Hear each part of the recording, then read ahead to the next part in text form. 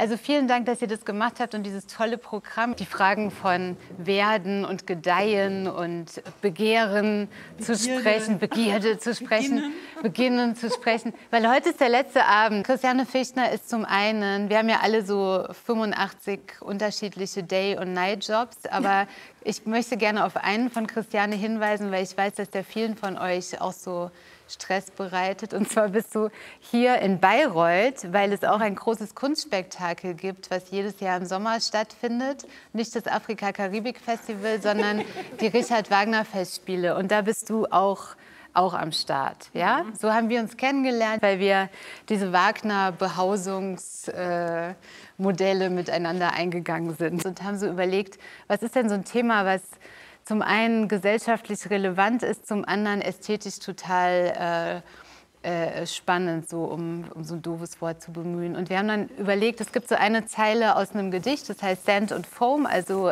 Sand und Schaum von Khalil Gibran. Da ist so eine Zeile drin, every seed is a longing. In jedem Samen, den man in die Erde tut, steckt eine Begierde. Und als wir über diese Ausstellung geredet haben, habe ich gesagt, wow, Christiane hat diese unglaublich tollen kleinen Werke, die so zusammenkommen zu so einem großen Werk. Und ich habe dann aber eben auch angefangen ab Nummer 80, genau, die sind alle nummeriert. Ab Nummer 80, glaube ich, habe ich sie gescannt und dann war irgendwann mal so eine Weiterentwicklung, das auf OpenSea als ein NFT sozusagen abzuspeichern und damit aus der handwerklichen Arbeit sozusagen eine digitale Arbeit zu machen. Und das Zeichnen ist für mich einfach eine Tätigkeit, eine von vielen sozusagen in meinem künstlerischen Werk. Und da speziell, also am Anfang hatte ich noch ein paar andere Farben mit dabei, aber im Endeffekt habe ich mich dann auf die Magenta, Pink, Rot Mischung konzentriert. Und das ist halt immer auch die Möglichkeit, da auf der einen Seite was sehr Fleischliches drin zu sehen und auf der anderen Seite auch von den Motiven her ist es halt ein bisschen abstrakt amorph und auf der anderen Seite kann man sehr viel drin sehen. Also eben auch an Samen und Kapseln und irgendwelchen Gewächsen, die gerade anfangen zu wachsen. Und genau, und ich mag aber genau dieses nicht klar definierte, was es sein könnte, sondern es läuft im Grunde genommen im Kopf des Betrachters oder der Betrachterin ab, ob man da eine Niere, eine offene Wunde oder eine Samenkapsel oder sonst was da drin sieht. Beispiel aus der Nachkriegszeit, Audre Lorde, wo sie so erzählt, die Erotik ist so wie wir, also ich sage jetzt wir, aber ich spreche wie Audre Lorde das sagt. Ne? Die sagt so in ihrem Text, wir haben so Packungen bekommen, so Margarinepackungen, die waren ganz klar, das Fett war ganz klar, hatte keine Farbe, aber da war so eine kleine orangefarbene Kapsel drin. Und die hat man dann zerdrückt und dann hat sich das ganze Ding so eingefärbt, sodass es den Anschein von Streichfett hatte. So. Okay. Und sie nimmt das so als Beispiel dafür, was es heißt, wenn man einmal die Erotik in sich verstanden hat. Nicht im Sinne von purer Sexualität oder so, aber so die Hinwendung zum Sinnlichen. Wenn man das einmal verstanden hat und so wie diese orangefarbene Kugel so aufgedrückt hat, dann verteilt sich das im ganzen Leben. Und ich finde das so ein tolles Bild, an das ich immer denke, wenn ich deine Arbeiten sehe. Und ich wollte dich so fragen, wie deine Arbeit hat ja auch viel mit Aufbrechen zu tun, mit Aufbruch, du nennst das My seeds are fragments of a beginning. Was bedeutet das so in deiner Arbeit, dieses Aufbrechen, die Möglichkeit schaffen, dass etwas entsteht, was irgendwie für mich eine zutiefst erotische Haltung auch ist, so eine Hinwendung zum Möglichen im Leben? Weiß nicht, kannst du dazu sprechen oder möchtest du dazu sprechen? Klar. Mach mal. Mach mal nüchterner. Ich würde mal sagen, also bevor ich überhaupt von Erotik oder Eros sprechen würde, spreche ich erstmal von Energie. Und gerade mit dem Beginnen oder, ich finde es total interessant, dass unsere Sprache ja verschiedene Sachen hat, wie eben in Begierde, in Neugier steckt Gier. Und wenn man das etymologisch nachguckt, dann ist es eben das Verlangen. Und ich frage mich dann oft so, okay, wie starte ich eigentlich? Und das Starten hat ja immer auch sowas von, also hat ein weißer Raum sozusagen, löst der eine Entscheidung aus, also die dann später vielleicht auch mit Lust zu tun hat. Aber erstmal, ich glaube, ein Anfang hat immer was von einer Entscheidung. Also eine Entscheidung aus all den Möglichkeiten, die da sind, eine zu nutzen und damit zu starten. Und dann bin ich in der Wiederholung drin und die Wiederholung wiederum hat Möglichkeiten von Variationen. Und das ist dann eine Frage meiner Energie. Und die Lust, sozusagen in einem bestimmten Farbbereich zu arbeiten, bedeutet halt, diese Farbe auch immer wieder neu zu erkunden. Also das Wiederholen finde ich halt sehr spannend, weil es auf der einen Seite kann es einen ganz schnell langweilen und auf der anderen Seite ist Variationen zu produzieren und zu wiederholen dann eben auch eine Untersuchung und eigentlich ein stärkeres Verstehen von Rot und Energie, als wenn man das eben nur einzeln setzt.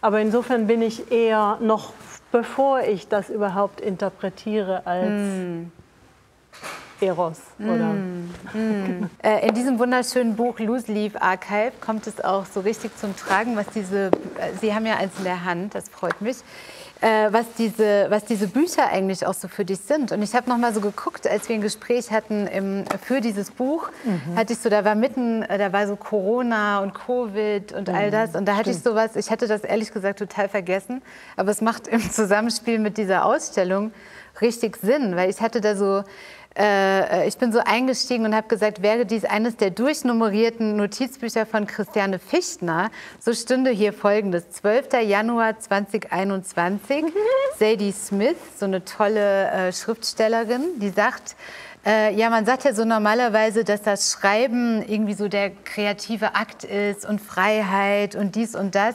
Für mich war das nie das richtige Wort. Tulpenpflanzen, das ist was Kreatives, ja?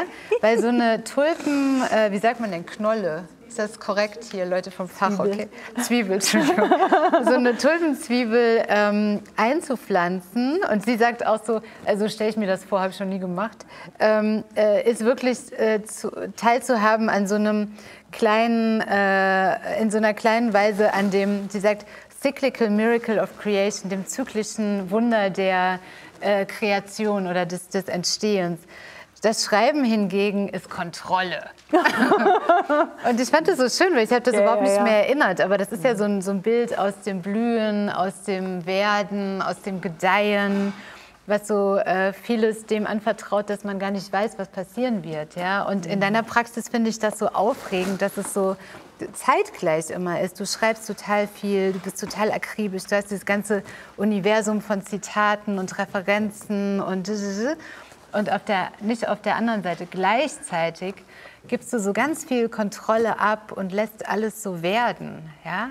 Ich weiß gar nicht, was ich damit sagen möchte oder fragen möchte. Wahrscheinlich nichts, aber für mich fasziniert es, weil das so eine ganz, ganz, ganz interessante gleichzeitige Bewegung ist, wie so Wellen. Mal ist Kontrolle da, mal ist was einhegen, mal ist das absolute Freie da. Und das naja, aber da sind wir eigentlich auch wieder bei dieser ganzen Ausstellung hier. Ne?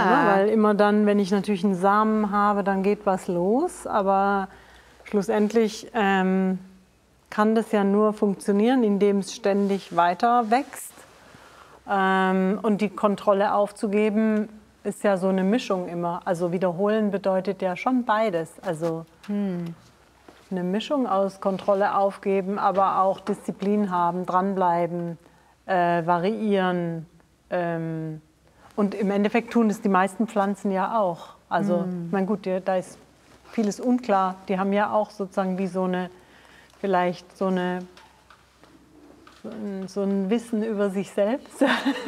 Ja, ja. Und dann reagieren sie auf Wetter und machen halt, und wuchern weiter. Und klar, also das ist definitiv auch Wuchern.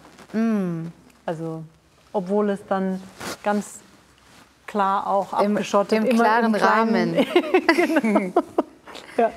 Es ist immer ein Raster. Also ich habe sozusagen wie so ein ein Raster auf einer großen Fläche erstmal gelegt, aber die Postkarten wechseln. Also das heißt, je nachdem, hier habe ich mehr Postkarten rausgesucht, die mit Samen oder Kapseln zu tun haben. Bei anderen Ausstellungen habe ich ein anderes Arrangement gehabt. Fragen, ob jemand was fragen möchte oder was sagen möchte. Dann muss doch da irgendein Zusammenhang mit der Musik sein, oder nicht? Doch, klar. Aber, also wie soll ich das sagen? Wenn man für die Oper arbeitet, dann ist es ja ein riesengroßes Räderwerk von einer Mischung aus, also die Entwürfe mache ja nicht ich, sondern eine Kostümbildnerin. Das heißt, ich bin in dem Fall, sehe ich mich wirklich als Übersetzerin. Also das heißt, ich übersetze deren Entwürfe in Materialität. Und ja, natürlich, die Musik spielt eine große Rolle in unserem Alltag, in den Proben. Aber ich wüsste jetzt nicht, wie ich sozusagen das. Es gibt, glaube ich, kein bewusstes Agieren. Also ich habe sozusagen es ist einer meiner Jobs. Ich bin selbstständige Künstlerin und ich bin sozusagen, während ich am Festspielhaus arbeite, eben angestellt als Hutmacherin. Und es gibt noch diverse andere Jobs, wie das immer bei Künstlerinnen so ist, dass man sich halt mischfinanziert. Und ja, ich würde sagen, ich bin definitiv auch über das in den Probensein immer mehr an Wagner-Musik sozusagen wie reingewachsen. Art und Weise her eine Bildhauerin. Und da haben die Hüte drin Platz und da haben andere Formen drin Platz. Und die Zeichnungen sind immer meistens sind es dreidimensionale Formen am Ende. Aber ich glaube, ich bin nicht so, dass ich das eine ins andere versuche, einen Sinnzusammenhang zu bilden. Ich glaube, das mache ich selber nicht. Also ist es schon ein größeres Ganzes und die einzelnen Postkarten, die ich versende, sind dann wie die Fragmente von dem. Und gleichzeitig dadurch, dass ich sie auflöse, weil sie ja, wenn ich sie versende, sind sie ja haptisch nicht mehr für mich da, sondern die sind dann bei der Person, der ich sie gesendet habe. Und ist das auch ein Teil des Kunstwerkes, dass sie verteilt sind? Ja, klar. Ja, ohne Frage. Also deswegen ist das Konzept Teil des Ganzen.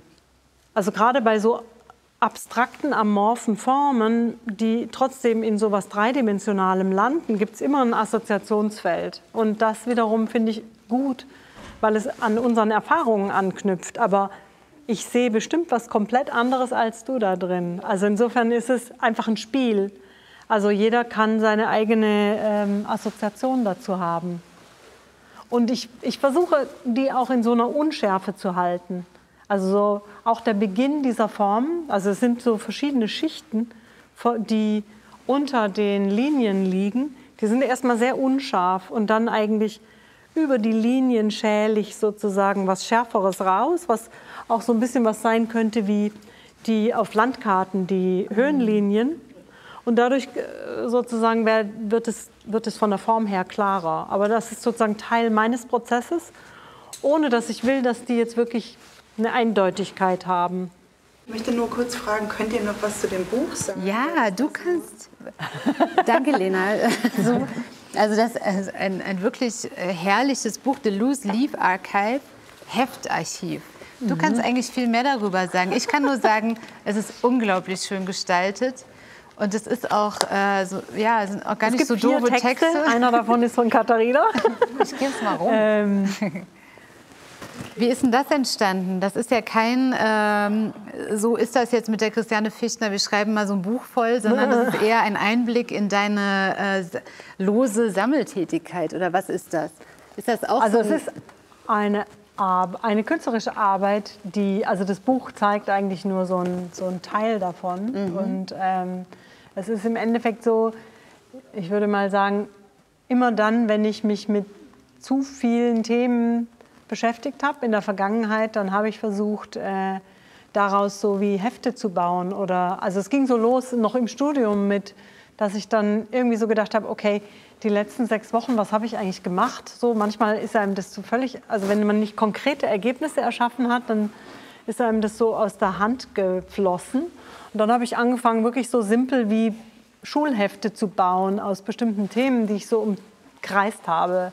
Und daraus entstand dann erstmal ein nummeriertes Heftarchiv und das hat sich dann immer mehr ausgeweitet und das ist im Grunde genommen meine Arbeitsstruktur, dass ich die Dinge, mit denen ich mich auseinandersetze, immer wieder zusammenfasse. Und das Heftarchiv ist jetzt sozusagen seit 20 Jahren einfach mein kontinuierlicher Begleiter. Sei es, dass ich Notizhefte herstelle, ähnlich wie die Manie mit Linien, habe ich eine Manie mit Zahlen.